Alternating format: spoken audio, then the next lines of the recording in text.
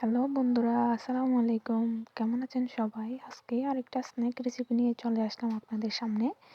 দেখুন, পাউরুটি দিয়ে কিন্তু এই সুন্দর নাস্তাটা বানাতে পারবেন 10 মিনিটেই। 10 মিনিটের চেয়ে আরও কম সময় লাগবে এটি বানাতে। তো দুটো আমি বড় সাইজের পাউরুটি নিয়েছি এখানে। আর ডিমের মধ্যে দিয়ে দিলাম পেঁয়াজ, কাঁচামরিচ কুচি আর একটা ডিম, টমেটোও দিয়ে দিলাম।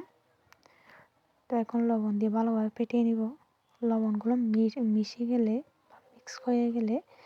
মিক্স হয়ে গেলে দিয়ে দিব সামান্য জিরার গুঁড়ো একটু ভালো একটা স্মেলের জন্যই দিলাম আমি। না দিলেও কোনো সমস্যা নাই, এটা আপনারা চাইলে স্কিপ করতে পারেন। তো সরাসরি পাত্রে চলে যায়। তেল গরম করে দিয়ে দিলাম ডিমটা এপিট ওপিট করে ভালোভাবে রান্না করে নিব, ভালোভাবে ভেজে নিব। ডিমটা ভাজানো হয়ে গেলে আরেক পাশ করে দিব। এক পাশ হয়ে গেলে তো একটা ভালো কালার এসেছে দেখুন ডিমে।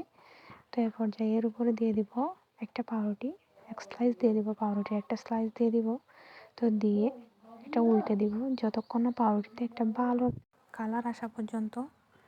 তো এক পাশ হয়ে গেলে আরেকটা দিয়ে দিব পাউরুটি স্লাইস দিয়ে আবার উল্টে দিব। উল্টে ভালোভাবে ওইখানে সেম কালারটা আসা পর্যন্ত অপেক্ষা করব। এখন চুলা থেকে নামিয়ে পরিবেশন করব। দেখুন, কালারটাও বেশ সুন্দর হয়েছে। আপনারা চাইলে এটি বাচ্চাদের টিফিনেও অ্যাড করতে পারেন, কোনো সমস্যা নেই। বাচ্চারা কিন্তু এটি খেতে খুব পছন্দ করবে। বাসার সবাই কিন্তু এটি খুব পছন্দ করেছে।